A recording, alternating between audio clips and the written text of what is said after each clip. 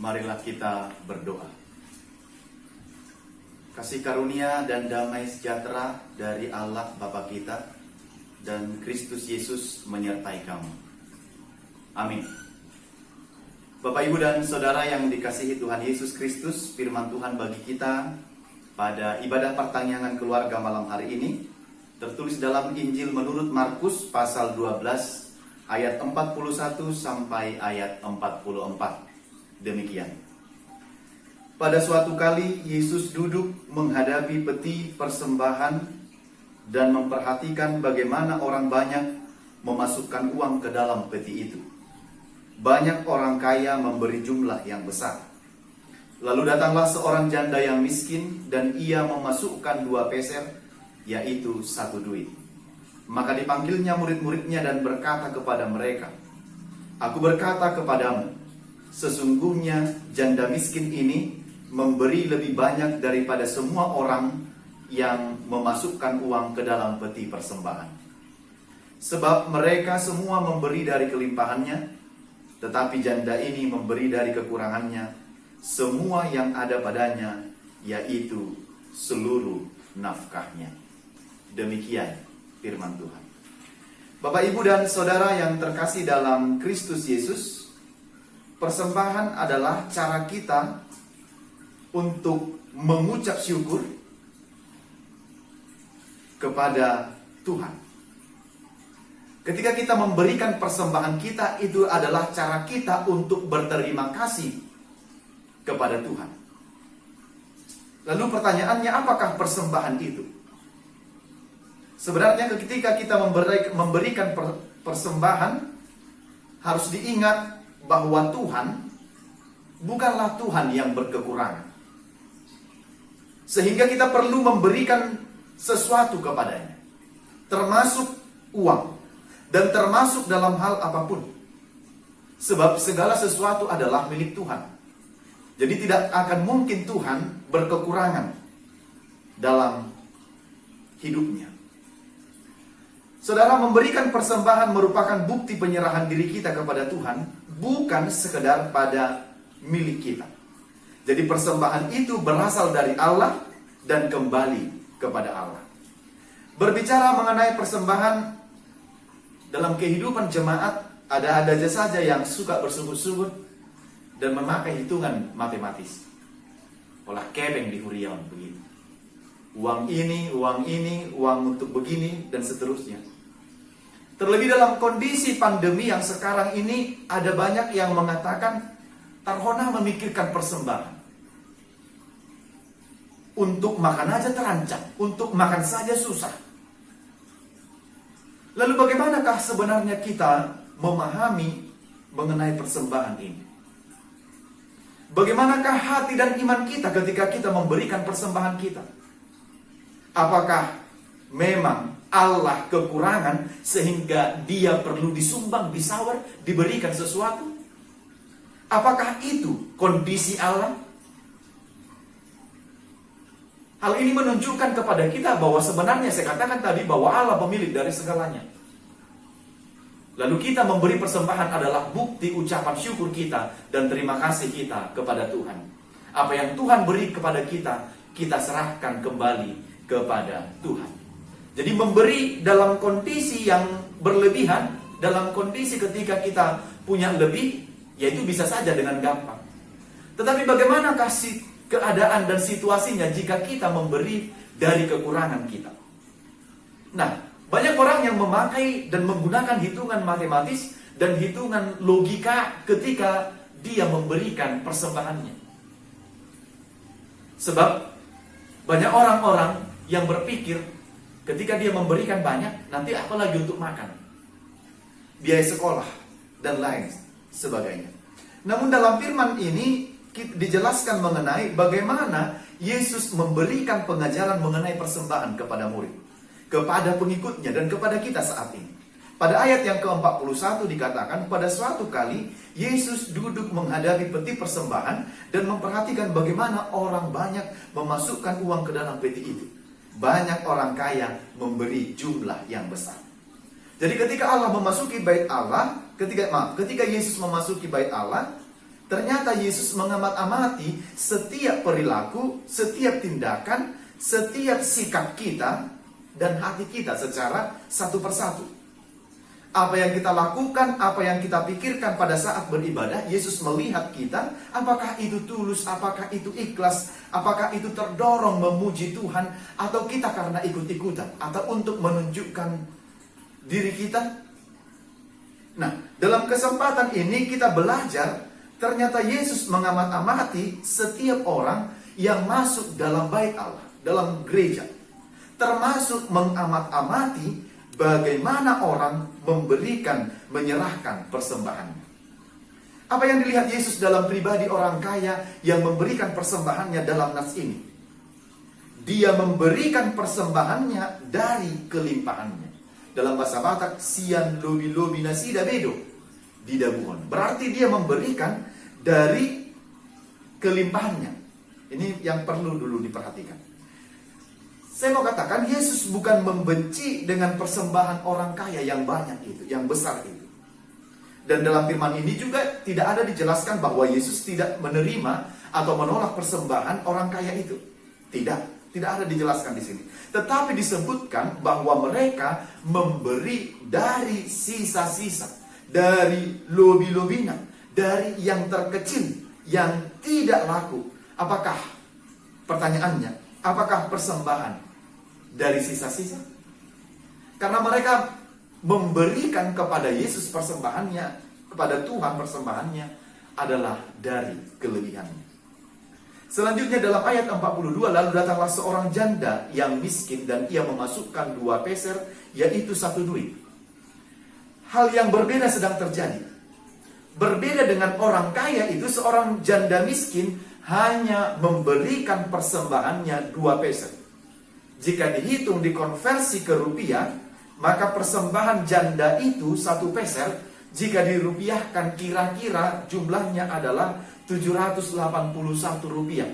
Atau dapat kita katakan 2 kali 781 sekitar 1562. Atau kalau kita bulatkan mungkin sekitar 1600-an lah persembahan janda yang miskin ini jika dikonversi ke rupiah di zaman yang sekarang. Pertanyaannya adalah, benarkah bahwa Yesus suka dengan persembahan yang kecil? Kalau Yesus memang suka dengan persembahan yang kecil, mari kita berlomba-lomba untuk memberikan yang paling terkecil untuk Yesus. Yang paling terkecil persembahan kita untuk Tuhan. Jika memang demikian. Dan benarkah bahwa Tuhan tidak suka dengan persembahan yang besar seperti yang disampaikan, yang diberikan oleh orang kaya itu? Dan motivasi yang bagaimanakah dikehendaki oleh Yesus ketika kita memberikan persembahan kita? Maka kita lihat selanjutnya, Bapak, Ibu, dan Saudara yang terkasih dalam Kristus Yesus. Yesus berkata kepada muridnya, "Aku berkata kepadamu, sesungguhnya janda miskin ini memberi lebih banyak daripada semua orang yang memasukkan uang ke dalam peti persembahan. Sebab mereka semua memberi dari kelimpahannya, tetapi janda ini memberi dari kekurangannya semua yang ada padanya, yaitu seluruh nafkahnya." Ayat 43 sampai 44. Dikatakan di situ janda miskin itu memberi lebih banyak dari orang kaya itu yang hanya 2 peser. Bagaimana mungkin secara hitungan matematis yang 2 peser lebih banyak daripada yang diberikan oleh orang kaya tadi? Sepertinya hal ini adalah hal yang tidak masuk akal. Namun kita harus memahami bahwa hitungan Tuhan tidak sama dengan hitungan matematis dunia ini. Apa yang Tuhan lihat tidak sama dengan yang dilihat oleh dunia ini. Mengapa pemberian janda itu lebih banyak dari orang kaya itu? Sebab janda itu memberi semua dari apa yang ada padanya. Sampai-sampai tidak ada yang tinggal padanya. Tetapi orang kaya itu, walaupun memberi lebih banyak dari janda itu, ia memberi dari sisa-sisa dan masih lebih banyak yang tinggal padanya. Lihatlah yang diperhatikan oleh Yesus di sini, fokus Yesus adalah bukan nominal, bukan jumlah persembahan itu, tetapi bagaimana hati dan iman orang si pemberi persembahan itu. Jadi memberi yang ada dalam dirinya, daripadanya, janda itu tidak takut terhadap hidupnya. Walaupun uangnya tidak ada lagi yang tinggal padanya, justru disitulah terlihat iman dan percayanya akan penyertaan Tuhan dalam hidupnya. Ini yang luar biasa Bapak Ibu. Padahal dia seorang yang sangat miskin, miskin betul. Kalau dia mencari hari ini, itu untuk dimakan nanti malam.